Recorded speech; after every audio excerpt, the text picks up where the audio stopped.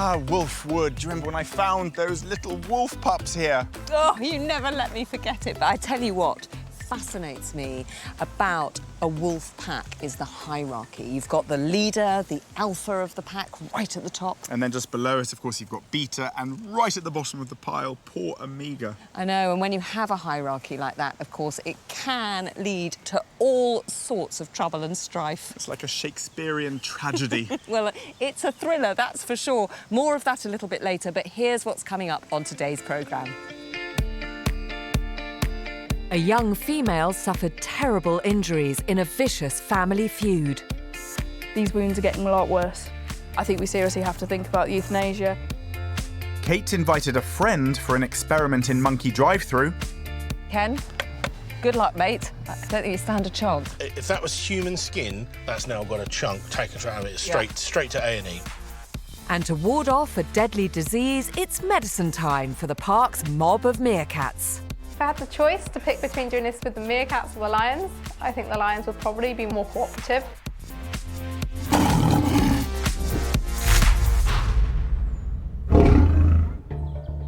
Over in the safari park, head of carnivores Amy has a problem on her hands. Just headed up to Wolfwood to come and find the wolf pup, the female that's been picked on at the minute by Django. Last year, Django and Aliska surprised keeper Amy when they produced their first ever litter of 6 pups. A year on, and pack dynamics are now settling. Alpha male Django has turned on one of his own offspring, a female called Meg. Django's really having a go at her and pushing off. The other boys starting to get a bit involved. Meg's rump has been badly wounded. She's had some nasty wounds, she's been limping, so we're basically just getting some medication into her to try and stop there being any infection. Infection's the biggest thing, really. Oh, spotted it. Amy catches sight of injured Meg, the suspected Amiga. But Django's also seen her, and now the whole pack begins to give chase. This is what we've been having recently. Django's leading it, and he's coming down towards her, and she's run away completely. Using her truck, Amy drives the pack away from the injured pup.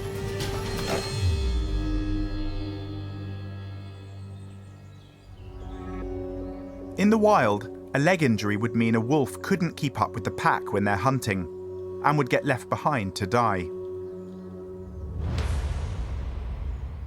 Like all Longleat's carnivores, the wolves get their medicine hidden in tempting chunks of meat. A little meaty sort of pocket. It's especially difficult to try and medicate a wolf because we don't have that contact individually where they come over and take chunks like the lions, the tigers. With these guys, we have to sort of get as close as we can to them, throw it out, and they get their confidence in us that we're giving something that's making them feel better. The pack could return at any time, so Amy's got to get Meg to take the pain relief and antibiotics as quickly as possible. So she's just in front of me now. But Meg's so scared that even throwing the treat has spooked her. I'm just going to move away. And now her mum, Aliska's prowling. Is she after the meat, or is she going to turn on her daughter too? Protected by another truck, Amy grabs the medicated chunk to throw it closer to the injured youngster. Just waiting to see if she'll come over and pick it up. Without the antibiotics, the injury on Meg's rump could get worse. And the lamer she gets, the more vulnerable she'll become.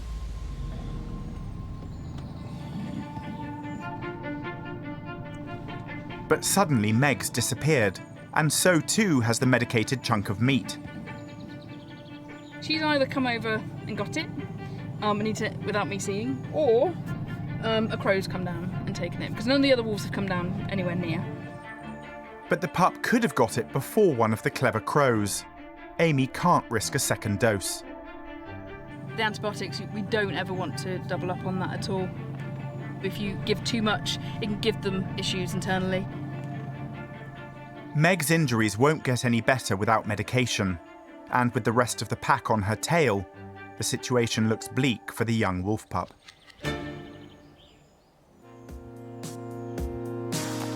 To help look after the animals, the keepers here need to know as much about them as possible.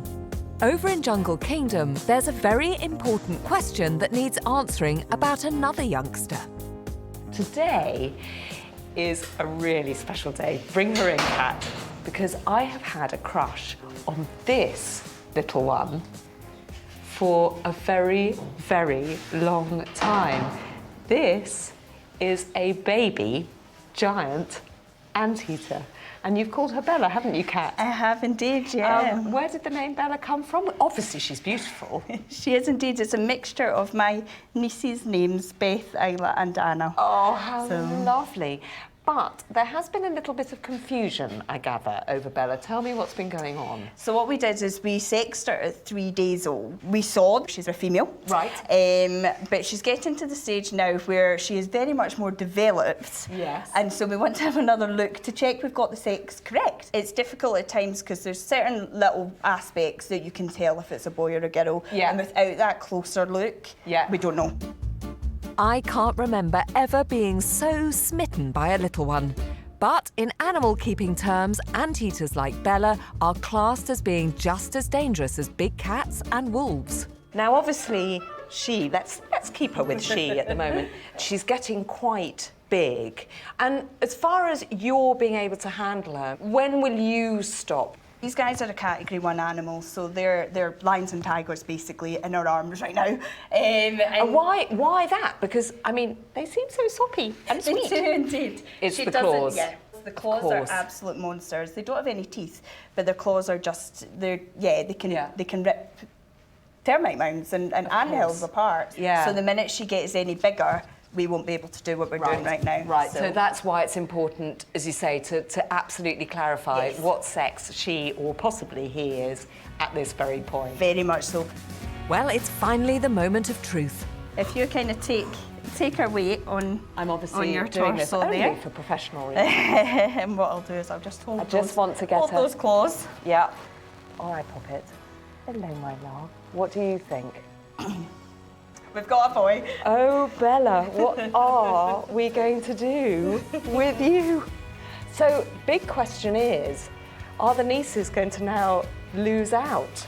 Well, I've kind of been thinking for this occasion, if he was to turn out a boy, and I'm thinking Basil. Well, Basil, I have lost my heart to you. Where do you think you're going? I've never been so happy in my life. I don't care whether you're a boy or a girl. You're still very beautiful, even though you're not a Bella anymore. Hello.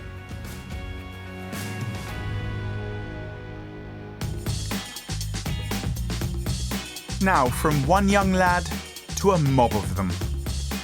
Over in Animal Adventure, Alessandra is preparing to give medication to the meerkats that will protect both them and the park's human visitors from a lethal bug.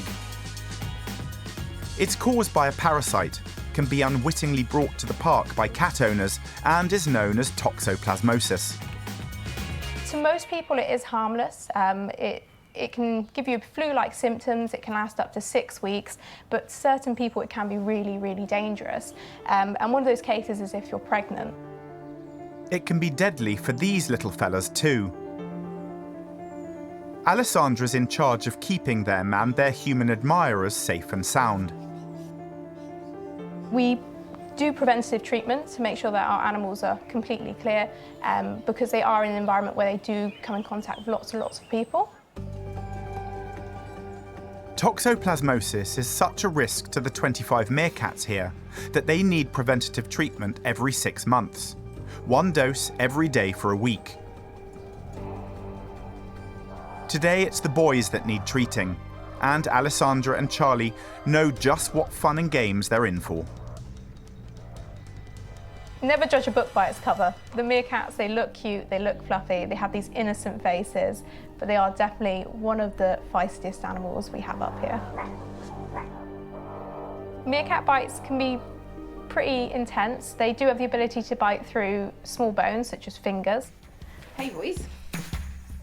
Every day this week, Alessandra and Charlie have separated the males from the females and brought the boys inside the meerkat house to make it easier to catch them. At least that's the theory. Meerkats are incredibly intelligent. After day one, they knew what was going on. As each day's gone on, they have got worse. So I am preparing myself for a bit of a challenge. This mob do not like being handled, and they're well armed when it comes to self-defense. Meerkats have 36 to 40 teeth, which is actually more than a lion. So this is why the gloves are so important. The teeth obviously aren't as big as a lion's teeth, but they are pretty sharp. I actually got bitten yesterday. A nice little bite on that one there. That was straight through the gloves. Okay, let's get started. Come on in, boys. First step is rounding the mob up into a smaller pen. All in the tyre. You know where you're going? No, there's still two that need to go in. They know exactly what's going on. So we have Gollum, and who else is out? And Tiny's out. Come on in, boys. Capable of 20 miles an hour, the meerkats are giving the girls the slip. Gollum. Come on in. Go down that way. Gollum.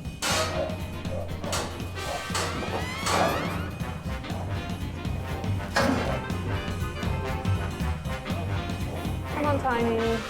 Thank you. Okay, that's all of them. They've finally got the boys where they want them.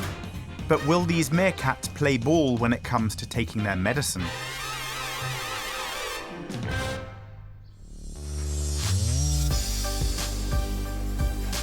Some routine animal upkeep is far more civilised, as Jean's finding out with some hairy South American beauties. Welcome to Guinea Pig Salon. Emily, Becky and I are going to have these guinea pigs looking great for the summer. Yeah, as well. It's really good. Now, how often do you girls do this? So we try to do it every 2 weeks or so because they grow really quickly, their hair. Ah, and who have we got here? So we've got Misty here. Misty is in need of a haircut, looking quite long, although it is a beautiful coat. And who have you got? I've got Iris here. She's Iris as definitely well, in need of yeah. one as well, bless Yeah, her. yeah. Who's that on the end, Becky? And this is Celine. Oh, Celine can barely see out the front of her fringe. Look at her. Right, my comb is at the ready. Give Misty a good bit of grooming. Yep, and I've got my de-shedding tool here. And I've got a claw clippers for her upper toes. Now, before any good transformation, we want to see a before photo, so let's lift them up. Have a good look at them now. Been anywhere nice on your holidays? Yeah? So what kind of thing does this prevent? So it's just good to see if they've got any mites or anything going right, on in their okay. skin. We can also have a look at their eyes and stuff whilst we're here. Make sure there's no discharge, they're nice and clear. Yeah. So another thing you need to look for as well is their teeth. They continuously grow, so you need to give them lots of chewing materials Right, okay. to help grind these down. Becky, what's going on over there? So I'm just doing a little bit of claw trimming at the moment. It's very, very important. They need their claws to be worn down. If they're not, we kind of do help them out. And these are all great tips for people that have guinea pigs at home because they're such a popular pet. Now, these three have booked into the salon, but in the wild, how would they get rid of all this hair? So in the wild, you don't actually get long hairs. They have been bred. Ah, they've been bred to have long hair. Okay. Oh, he's enjoying that. There you go. Little mohawk for the summer. Looking good. So we're just going to get this hair out of her eyes. Just got to be careful of their ears whilst you do this. Oh, Becky, Celine is in desperate need of a haircut. She's looking good, isn't she? I'm going to go straight down the middle. Oh.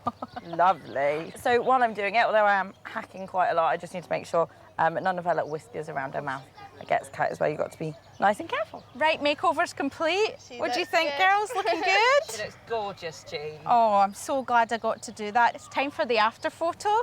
Let's just hold them up there.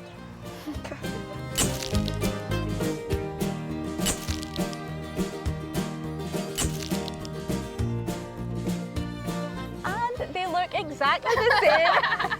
I really enjoyed that, girls. Yeah, that was good fun. Nice and relaxing. Yeah, now do you think they're good tippers? Absolutely not.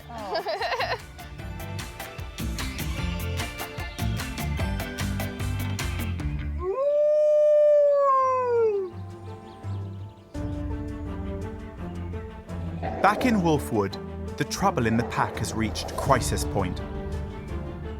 Over the last few weeks, the suspected Omega, or lowest status wolf, a female called Meg, has been badly bullied by her family. And overnight, she's endured a savage attack. Keeper Amy's called vet Duncan out as an emergency. We're quite concerned about our wolf pup, who has had some really nasty wounds. There's a lot of blood there. She's in a bad way, bless her. So we've got hold of the vets, and they're going to come in and just see what those wounds are all about. Inside the wolf house, Meg's been given a general anaesthetic, so the vet can see what she's been through. The young wolf weighs 30 kilos, the same as a large Labrador, but she's still a pup. Adult wolves can weigh over 50 kilos. The team get their first view of Meg's injuries, and they're serious. That one's nasty, isn't it? Yeah, it's really wrong. It's clear another wolf or wolves are responsible. Duncan uses a solution of iodine to clean the wounds. That is horrendous. It will heal up, but it's not going to heal if she constantly gets more. A wound to the rear of an animal usually happens while it's being chased or trying to defend itself while surrounded. If Meg's family are constantly attacking her like this, it could mean she has no future with them. Obviously, we want to keep her in the pack as much as possible, but we've got to a point now that these wounds are getting a lot worse. It could mean that she can't ever go back in there.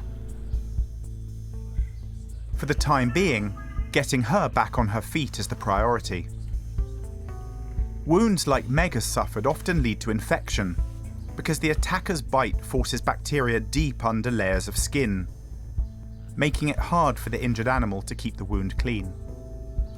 Luckily, Duncan has the drugs to help Meg heal. I can give her a long-acting antibiotic and some pain relief now. Finally, they give Meg a thick coat of a special barrier cream to try and prevent further complications for this young wolf. Concerns we've got is fly strike. If we have any nice weather, flies will get in. We don't want that at all.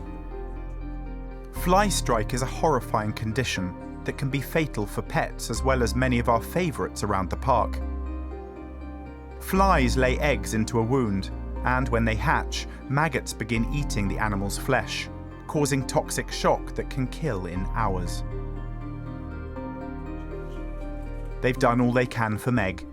Duncan gives her the antidote that reverses the effects of the anaesthetic, and the team quickly clears the area. Yeah, really bad. Moments later, Meg begins to come round. With the procedure over, Amy can start thinking about the next steps for the young wolf. We just have to sort of keep monitoring her. We will have to keep her separate for now, just so those wounds can heal, because they are really big wounds. If we stick her back out with the rest of the pack, they will very likely go at her back end again.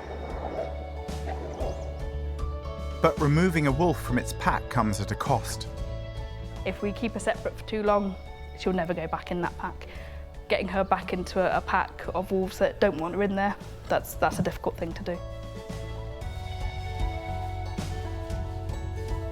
It would be cruel to keep a wolf by itself for any length of time, as they'll only thrive in a pack. So tough decisions lie ahead. You're right.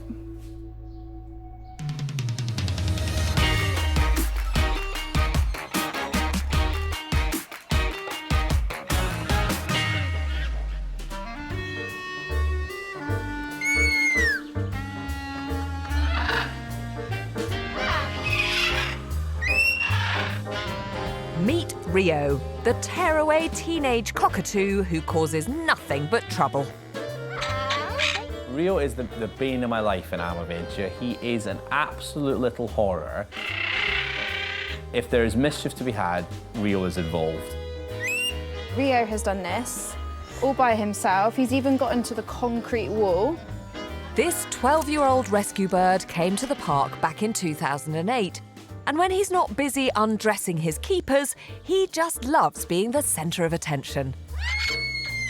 He's a hilarious bird. He makes some crazy noises and he's always dancing around and showing off. Come in. He is the naughtiest bird I work with. Good boy, right? He's quite a needy parrot. So he likes being quite close to people's faces. He quite likes kisses. So we like being up on shoulders, don't we? Today, it's keeper Becky who's got her hands full with this cockatoo. He's already started. Brilliant. We've been out 2 minutes and we've already tipped over our water bowl. He's very hard to be mad at because he's so lovable and very cuddly. So when he's misbehaved and you try and tell him off, he goes all soppy.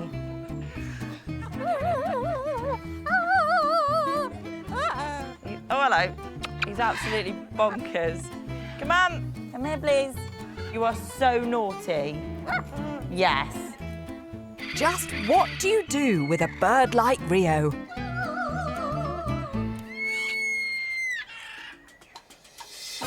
Well, you send in a certain Mr. Fogel. 2 years ago, he treated Rio to a cooling mist. It wasn't a hit.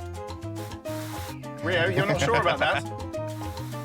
So last year, he took him flowers to try and make up.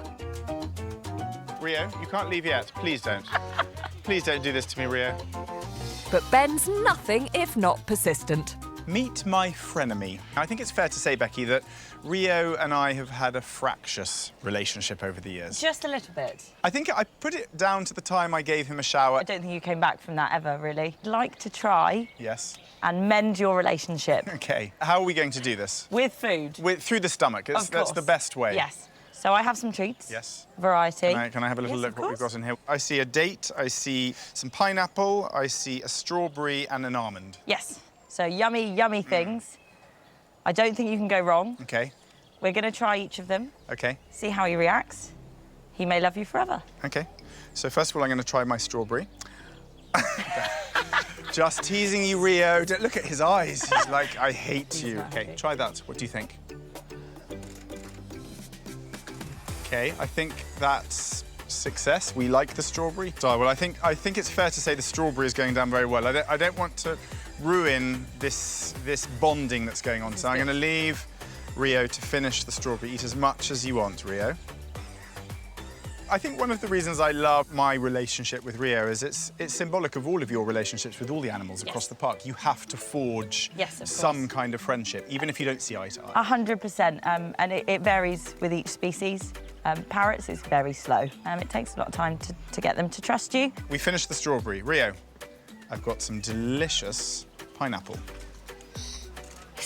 He's really not sure. Look, try it. I think you're going to like it. So the tongue is on it now. He's tasting it. So his taste buds are actually at the back of his mouth. No, that was a definite no. He's turning fail. turning his back. You've ruined it. Really? Was that terrible? Sorry, Rio. Now, Rio, these are dates. They're pretty good. Camels love them. Try it. Don't look so horrified. I just don't understand. That was okay. No. Last thing. This is an almond. It's pretty delicious. No. I think it's fair to say that strawberry wins. Yes, strawberry definitely wins. And I think that Rio and I can bond and continue to forge our fractious relationship through a mutual love of strawberries. Good. It might take some more time. That about sums up our relationship right now. Becky, thank you. Thank you very much. Good luck. Thank you. The park's home to some of the most intelligent animals on Earth, from the Asian elephant to great apes like the 5 western lowland gorillas. But what about the park's conspiracy of lemurs? There's a rumour going round that ring-tailed lemurs are not as intelligent as other primates, and Jess and I are going to prove that wrong, aren't we, Jess? For sure. Well, we hope we can. Right, pop that up there. So this is an enrichment device to make them work for their food. And to get the food out, they will have to spin them upside down and then the food will drop out. So how long do you reckon it's going to take them to work that out? When there's raisins and peanuts involved, I think they will work hard for it. Right, let's start loading these up, Jess. And I mean, I know that the lemurs have a hierarchy. So the females are most dominant. So Fret here is our most dominant female in this group. So she'll always be over to food first and she'll get the first go at the enrichment. And then once she's finished, the male will come over because he's slightly nervous of taking the food while she's there. And who do you think is going to work this out the fastest? So Lily here, she's slightly overweight, more than what we like. Oh, right, so she likes her food, okay. Yeah. So over the summer, we want them more to work for their food because over winter, they haven't been moving as much. So I think she's definitely going to work hard at it. So let's see, when it comes to food, how smart are lemurs? I mean, she did have it almost all the way round. Does it just need to happen once, then they'll cotton on that that's where the treat is? Oh, look. And she's putting her face right up to the bottom. I mean, that is another way to approach it. And she needs to work out that if she turns the bottle upside down, the treats are going to fall out faster. And she's rejecting the nuts and waiting for the raisins. Yeah, the raisins would definitely be her favourite. Yeah. So how does it work? Will they allow her to eat a little first and then they slowly but surely start joining in? Yeah, so we've got another female next to her. So she's more accepting of the females than a male, as females are most dominant. Yeah. So you see the male hasn't come up yet, so he'll probably come up in a little bit once the females are done. So this is great for you because you get to see the hierarchies playing out as they should. Yeah, for sure. Right, Florette's finished this bottle. She's worked out that they fall out when she turns it round, so hopefully she'll do that with the next one. Yeah, so if she's still hungry, she'll go for the next one for sure. Am I giving her too much credit? I definitely think she is the cleverest one. She's kind of accidentally just knocked all the treats out of that one with her head. She didn't realise that she could have made them all fall down and reap the rewards. But without trying, she's managed to feed some of the other lemurs as well because, of course, they're getting all the ones that fell on the floor. And with this experiment, it seemed to have worked in 3 stages. We had Florette doing all the hard work, then Lily picking up the pieces from the top level, and then Angelo on the bottom getting all the scraps. So, you know, whether they know it or not, they worked as a team, didn't they? Yeah, for sure. I think that's pretty good going. You've done well.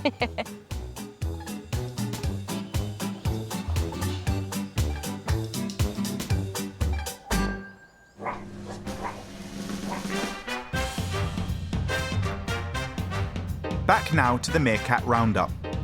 To prevent a deadly parasitic disease, keepers Alessandra and Charlie have got the boys in the pen. Now they need to get these scorpion-eating mini predators to take their medicine. Simples. So we managed to get them all into the smaller pen. As you can probably hear, they're not too happy about it. And now comes the fun part. I'm going to catch them and Charlie's going to medicate them. Good luck, Alessandra. Right, boys. Right, who's going to be first? If I had the choice to pick between doing this with the meerkats or the lions, I think the lions would probably be more cooperative. Got Pipsqueak here. Open your mouth. Good boy. That wasn't too bad. In you go. Good boy. Who's next? BB-8 just jumped straight out. We'll grab him in a second. BB-8 tried to evade his dose and has jumped straight into the medicated side. Luckily, we know who he is. There you go.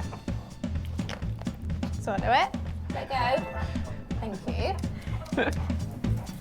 Don't jump back in. That's still BB-8, yeah. You stay up. There you go. He's the one that got me yesterday because I wasn't concentrating. There we go. Oh, that's my finger. Thank you. Hi, Gollum. Lovely teeth. You. Oh, you're nice. Oh, you're nice. 10 down, 1 to go. We only have one meerkat left, and that's Fox. But as soon as we're done, they're going to be going straight outside, and they won't have to worry about this for another 6 months.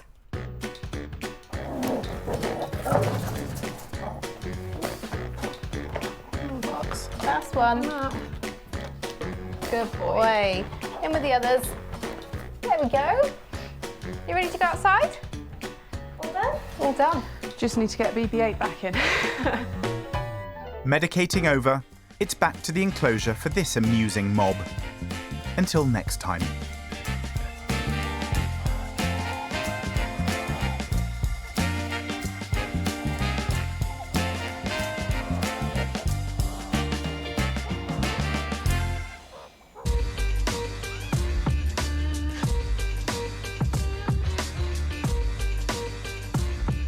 Now, when Darren asked me up to Monkey Jungle for a picnic... Thanks! What on earth is all this in aid of? Well, in all fairness, Kate, this is actually quite serious. People are actually feeding our monkeys through the open window. I mean, you know, we have laughed over the years, haven't we, about how brilliant the rhesus macaques would be if they were mechanics. A bit of rubber stripping, yeah. Reversing sensors. Yeah, taking windscreen wipers off and everything, isn't it? Do you think this is an effort for people to kind of encourage them over to their cars? Do they want that kind of, you know, interaction between monkeys and them? I think you've hit the nail right on the head. It's really, really not good for them. I mean, it's so... I mean, bananas are all right for them, though, aren't they? Remember, these animals have a very, very controlled diet. They have the right proteins, the right starches, all the right nutrients. Whacking out a whole load of bananas and the sugars in them. The monkeys will get teeth problems, they'll get digestive problems. Oh, and it's heartbreaking. Yes, it's great fun to see the monkeys on the car, but don't feed them. I mean, are monkeys ever run over, or are they too quick? We've had fatalities here. Rhesus macaques would eat fruit and insects in the wild. Here, it's not just fast food that they've developed a taste for. They're also grabbing everything else they can get. I mean, the amount of people that go to put their phones out to take a photograph, and they'll put it out the window. Cuddly toys? Really? Yeah, and look, big beady eyes, absolutely. You imagine that getting stuck in your throat or your stomach. If you're a monkey, you don't know. You're going to try and eat that. Stuck. That's a trip straight to surgery and possible death. And though the warnings are clear, as visitors open their windows, they're making themselves vulnerable to attack. These animals have huge canine-like teeth. If you get bitten by a dog, you're going to go straight to hospital, aren't you? You're going to have your tetanus. These things are like dogs, you know. They have got these teeth. They've got bacteria in them. They can scratch as well. Darren's had an idea to put these mischievous monkeys to the test, with a little help from some old wheels and this appropriately dressed fella. Unfortunately, Ben wasn't available. Ken, our volunteer here, is sitting in the car with his hand just gently out the window. Which plenty of people do they? I'm afraid so. If Ken gets bitten by a monkey or anything happens to Ken, it's kind of going to just prove that actually you put your window down, you're at risk. Ken, good luck, mate. I don't think you stand a chance. Should we get in the vehicle? Let's go. With a few last-minute tweaks, Ken's ready for monkey mayhem. His chauffeur chaperones him into the drive-through, an escort vehicle on standby. Ken's on his own. Immediately, the monkeys make their move. So, oh my goodness, Darren. Oh, and the monkey's going straight for that hand sticking out the window and biting it. If that was human skin, that's now got a chunk taken out of it straight to A&E, without a doubt. And if that hand had, you know, a sausage roll or a packet of crisps, they don't know any difference. A finger is just a piece of food for them. And actually, as soon as one comes up, you've got more and more coming up. They've got mothers and babies. Yeah, they're really having a good old bite at it, aren't they? Yeah. They're getting, as well, braver and braver and braver. You can see 2 or 3, 4 or 5, and 6 and 7.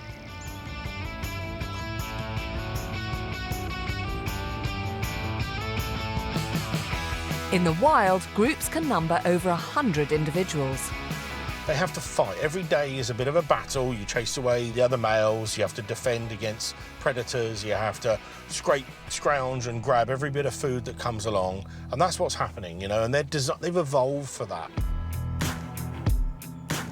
Even the youngsters are bold enough to tuck in. One of the smallest is busy gnawing away on Ken's hand there. I mean, look at that. Wouldn't want to be sat in that car. I wouldn't want to be Ken just at the minute. Oh, he's got the trim. Oh my goodness. He's got the trim. Oh, wow. I know, I'm laughing. I know this is a very serious matter. Because it is. I mean, this is the problem, isn't it? They are very appealing. They're very funny. We want people to come in and enjoy them and see them on their car and get close up. There's another bit of trim going now. Oh. Wow. I mean, that's some strength there. There is some strength there, isn't there? This car is going to face quite a hefty repair bill, I think, now.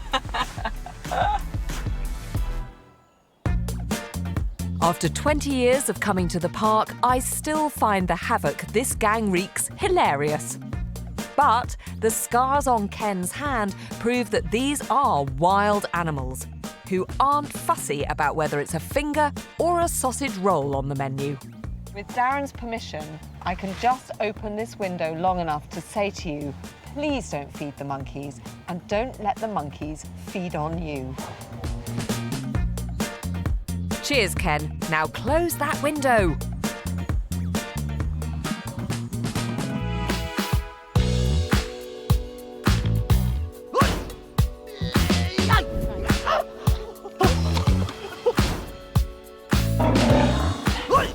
I'm here to meet the martial arts expert of the insect world, the praying mantis, and believe you me, they are not to be messed with.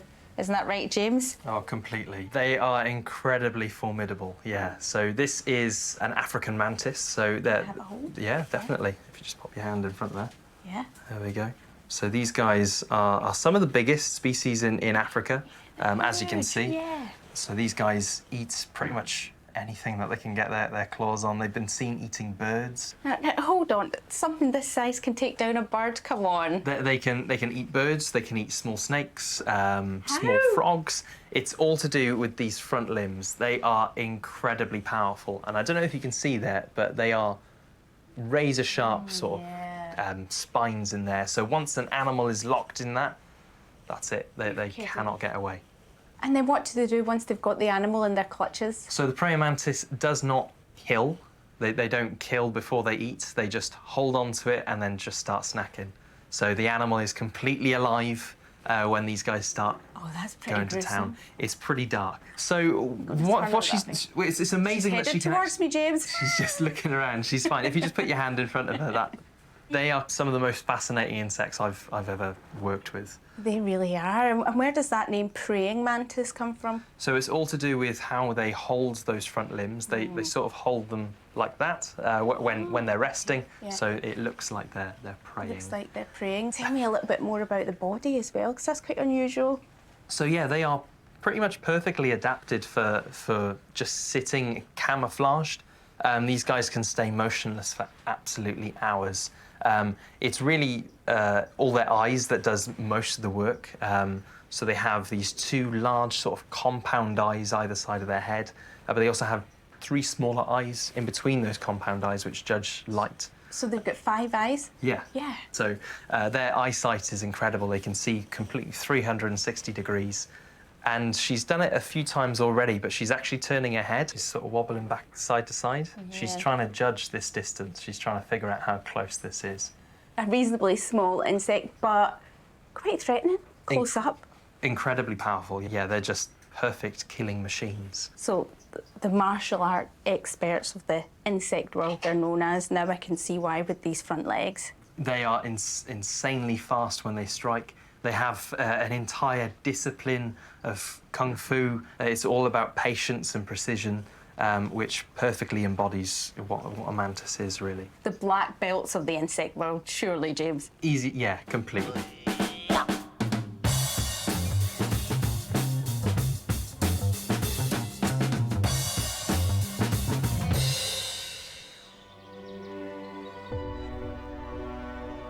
It's been 10 days since the wolf pack turned on the suspected Amiga, Meg, and the vet was called to treat her wounds.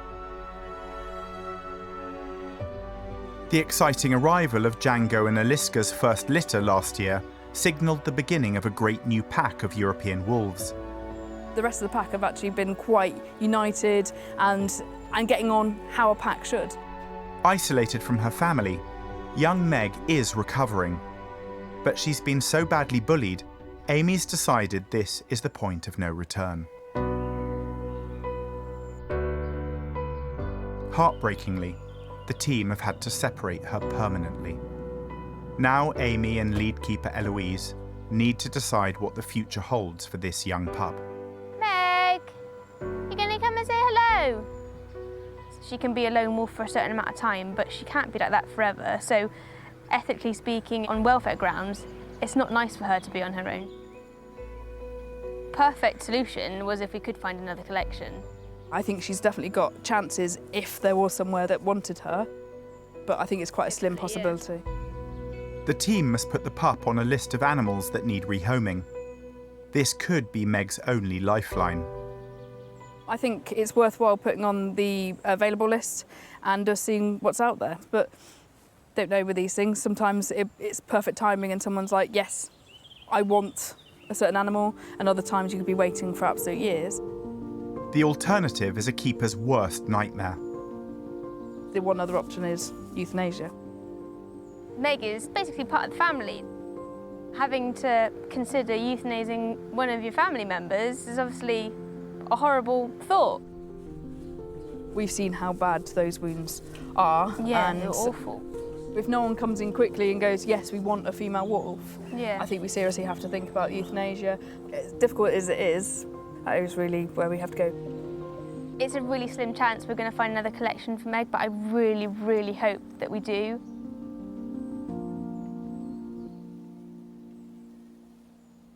So, Amy, poor old Meg has had a bit of a rough ride, hasn't she? So, what's her future? Yeah, we tried as much we could to keep her in there. Yeah. We had to take her out. We all know that once you take a wolf out of a pack, that's really it. Yeah. So we put her on sort of the available list, hoping that someone out there actually wants a female wolf. Yeah. And currently, there are good signs. Ooh. So we are quite hopeful that she could go off elsewhere and have a pack of her own. And if you do find another pack in another collection, what is the likelihood that she will settle in, that she will be accepted?